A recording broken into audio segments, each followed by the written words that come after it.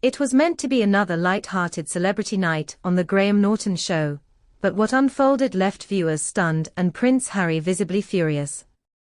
As the cameras rolled, the famously witty Irish host fired off a barrage of jokes that not only mocked Harry's estrangement from the royal family, but directly challenged the very essence of his royal identity.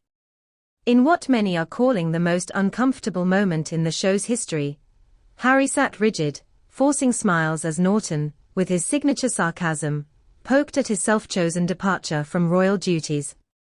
This wasn't banter. It was a public roasting that seemingly peeled back layers of resentment and entitlement, live on national television. The air was heavy even before the cameras started rolling. Graham Norton, known for his sharp tongue and unapologetic humor, had clearly come prepared. His guest list that night was star-studded: comedians, musicians, actors. But it was the appearance of Prince Harry, Duke of Sussex, that caught the public's attention. Harry, now a self-proclaimed advocate for mental health and privacy rights, joined the show ostensibly to promote his new memoir and speak on veterans' affairs. But his noble intentions took a sharp detour when Norton opened the interview not with pleasantries but with, "So, do we still call you Prince? Or is it just Harry of Montecito now?" Laughter erupted from the audience, but not from Harry. His eyes darkened, lips pressed into a tight line.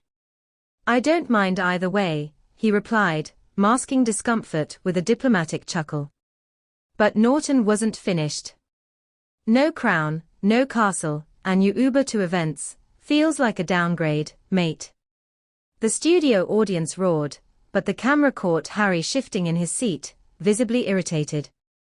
Viewers at home quickly noticed the tension, which only escalated as Norton continued to slice into the issue of royal privilege and abandonment. Norton's opening jab wasn't an isolated moment. Throughout the episode, he continued returning to Harry's departure from the royal family, often disguised as witty commentary. "Is it true, Meghan, does the royal wave at dinner just to annoy you? You left the firm, but Netflix is your new queen now, isn't it? Your memoir was longer than the Magna Carta, and twice as dramatic." Each joke built upon the last, forming a clear narrative. Harry, in Graham Norton's eyes, had forfeited his royal dignity for commercial gain, and deserved to be held to account. For someone who has frequently spoken out about mental health, trauma, and media persecution, Harry's discomfort was palpable. Observers noted his tightening jaw, his clipped responses, and the lack of his usual relaxed charm. While some viewers praised Norton for saying what we're all thinking, others were quick to condemn the segment as cruel and unprofessional.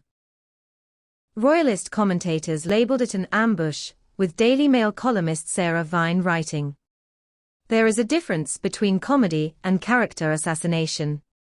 Graham Norton veered disturbingly close to the latter. Meanwhile, social media was ablaze with split opinion.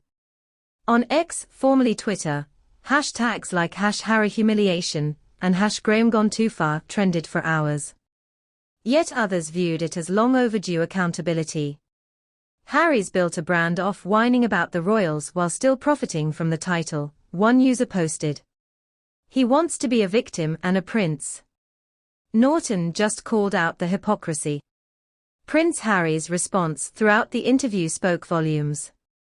He wasn't laughing, nor was he defending himself.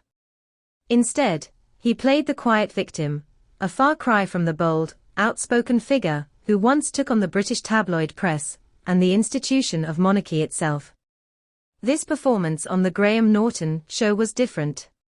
It laid bare a prince without his armor, no palace, no royal advisors, and no sympathetic Oprah sofa to escape into. It showed a man clearly unused to being the butt of jokes, especially ones grounded in uncomfortable truths. Norton's roast, though cloaked in humor, essentially put Harry on trial before a live audience.